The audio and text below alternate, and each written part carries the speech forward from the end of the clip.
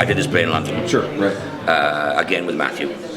And out of the blue, Matthew said, will you come to New York and do this again? Not exactly again, but to do it.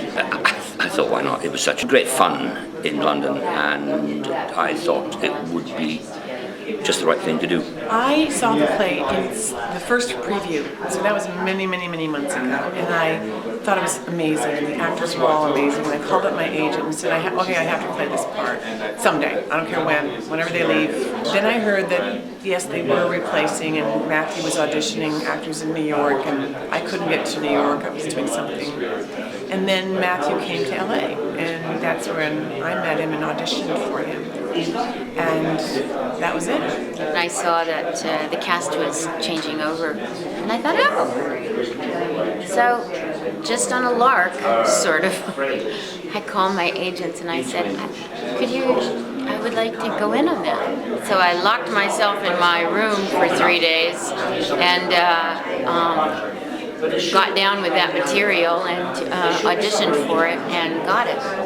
When I found out that they were seeing people for this, I begged my peeps to talk to these guys. When a woman cries, the man is immediately provoked to the worst excesses, added to which Michael's point of view is, I'm sorry to say, entirely sound. Yes, sir, go ahead. It's a challenge for me, but I think it also, because I'm doing it, the role resonates in a different kind of way also. And the fact that I'm getting to do it with this particular company, in this play that's very kind of like interdependent on all of the actors that are on stage for the 97 minutes that we're there, it's just incredible. I mean, it's a remarkable group of actors, and everybody really stepped up to the plate. You cannot disengage for a minute, not for a minute, because it's the river of this, the current is rushing so fast that, I mean, all is lost if you disengage for a minute. There is a formula.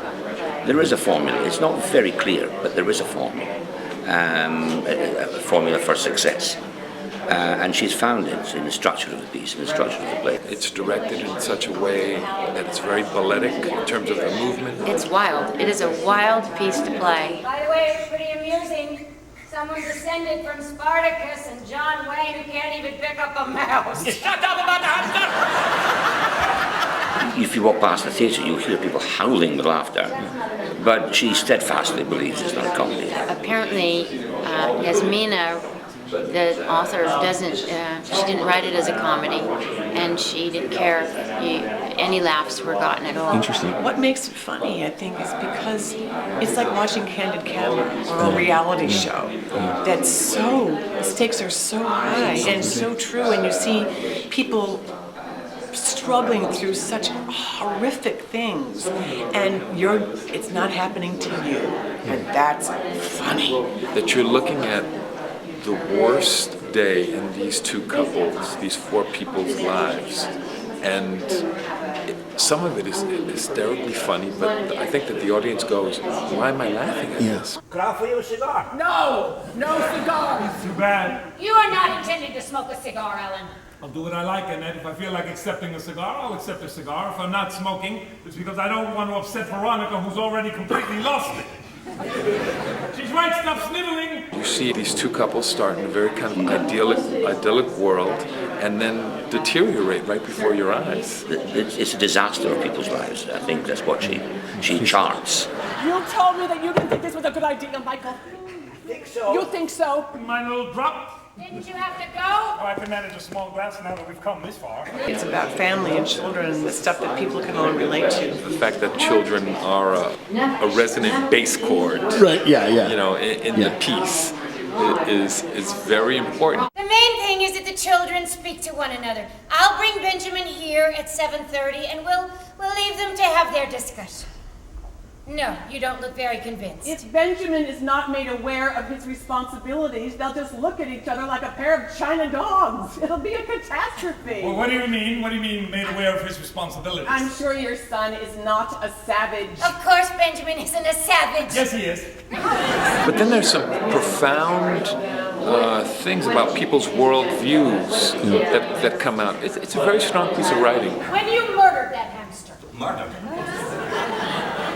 I murdered the hamster. Yes, you have done your best to make us feel guilty, but your virtue went straight out the window once you decided to be a killer. I absolutely did not murder that hamster. Don't you feel any guilt? I don't feel any guilt whatsoever. I have always detested that creature. I am ecstatic that it's gone. Michael! That's ridiculous! What's ridiculous? Are you crazy as well? Their son beats up Henry. I get shit on because of a hamster.